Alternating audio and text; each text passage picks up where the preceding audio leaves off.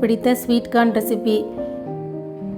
Butter pepper sweet corn, masala butter sweet corn ரெண்டு செய்யலாம். Hello friends, welcome to Subbu creation. எல்லோரும் எப்படி இருக்கீங்க? நல்லா இருக்கீங்களா ஃப்ரெண்ட்ஸ்? இந்த வீடியோ பாருங்கள். உங்களுக்கு பிடிச்சதுன்னா எப்படி இருக்குன்னு கமெண்ட்ஸ் பண்ணுங்கள். செஞ்சு பார்த்துட்டு இந்த சேனலை சப்ஸ்கிரைப் பண்ணி பெல் ஐக்கான் ப்ரெஸ் பண்ணுங்கள். என்னோடய வீடியோஸ் உங்களுக்கு பிடிச்சிருந்தா உங்கள் ஃப்ரெண்ட்ஸுக்கு ஷேர் பண்ணுங்கள். ஃப்ரெண்ட்ஸ், கதிரிலேருந்து இப்படி உதிரி உதிரியாக ஒன்றா எடுத்து சேர்த்து வச்சுருக்கு கார்ன். இதில் ஒரு 100 ml தண்ணி ஊற்றி கொஞ்சோண்டு உப்பு போட்டு குக்கரில் வச்சு 2 சவுண்டு விட்டோம்னா கார்ன் நல்லா வெந்துடும். பாருங்கள், நல்லா வெந்துருச்சு. இப்போ வெளியில் எடுத்து வச்சுக்கலாம். நல்லா கலக்கி விட்டுட்டு வெளியில் எடுத்து வச்சுக்கலாம். இப்போ பட்டர் பெப்பர் ஸ்வீட் கார்ன் செய்கிறதுக்கு ஒரு கடாயை வச்சு அதில் 1 ஸ்பூன் வெண்ணெய் போட்டிருக்கு. வெண்ணெய் மெல்ட் ஆனோன்னே நம்ம அடுத்த இன்க்ரீடியன்ட் சேர்க்கலாம். உப்பு கொஞ்சம் ஒரு தேவைக்கேற்ப நம்ம போடுற கார்னுக்கு தேவையான அளவு உப்பு போட்டுக்கலாம். அது கூடவே தேவையான அளவு பெப்பர் பவுட்ரு போட்டுக்கலாம். 1/2 ஸ்பூன் போட்டிருக்கு. இதை நல்லா மிக்ஸ் பண்ணி விட்டுடலாம். மாலில், சூப்பர் மார்க்கெட்டில் இதிலெல்லாம் நம்ம வாங்கி சாப்பிட்ற அதே பெப்பர் கார்ன் தான் இது. பாருங்கள், தேவையான அளவு வெந்து போன இந்த சோள முத்தை எடுத்து அதில் போட்டுக்கலாம். மக்காச்சோள முத்து தேவையான அளவு போட்டுட்டு நல்லா மிக்ஸ் பண்ணி விடணும். இது ரொம்ப செய்கிறது ஈஸி, ஆனால் ரொம்ப டேஸ்ட்டாக இருக்கும். சின்ன குழந்தையிலேருந்து பெரியவங்க வரைக்கும் எல்லாருக்கும் பிடித்தமான ஒரு ரெசிபி இது.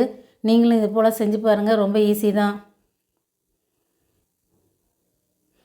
நல்லா கலந்து விட்டுட்டு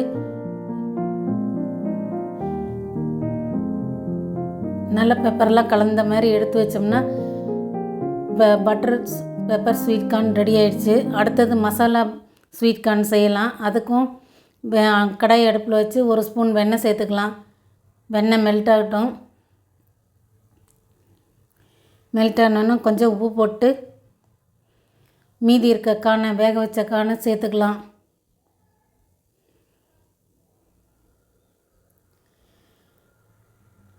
நம்ம வேக வச்சது 2 கார்னை உதுத்த சோளம். அதை பாதி பாதியாக இதுக்கு பாதி அதுக்கு பாதி சேர்த்து நம்ம செய்யலாம்.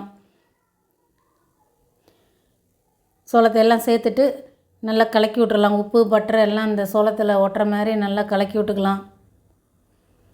கலக்கி விட்டு இப்போ மசாலா சேர்க்கணும். நல்லா கலங்கிடுச்சான்னு பார்த்துட்டு இதுக்கு தேவையான மசாலா நம்ம சேர்த்தலாம்.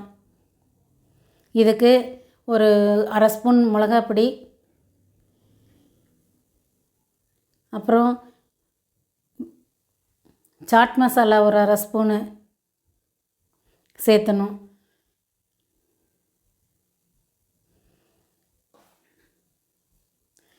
சேர்த்திட்டு கொஞ்சம் உப்பு, இதில் பத்தாது நம்ம போட்டு வேக வச்சது, அதனால் கொஞ்சம் உப்பு சேர்த்துக்கலாம். சேர்த்துட்டு நல்லா கலந்து விட்டுறலாம்.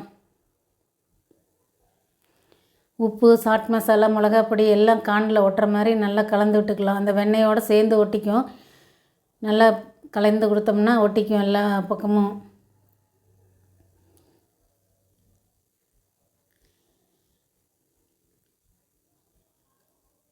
இதுபோல் நல்லா பரட்டி கொடுத்து கொஞ்சம் நேரம் வதக்கிக்கலாம்.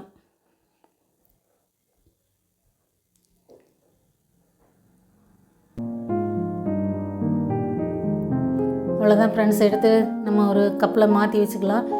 நீங்களும் செஞ்சு பாருங்கள். ரொம்ப ஈஸி தான். எப்படி இருக்குன்னு கமெண்ட்ஸ் பண்ணுங்கள். சேனலை சப்ஸ்கிரைப் பண்ண மறந்துடாதீங்க ஃப்ரெண்ட்ஸ். தேங்க்யூ ஃபார் வாட்சிங்.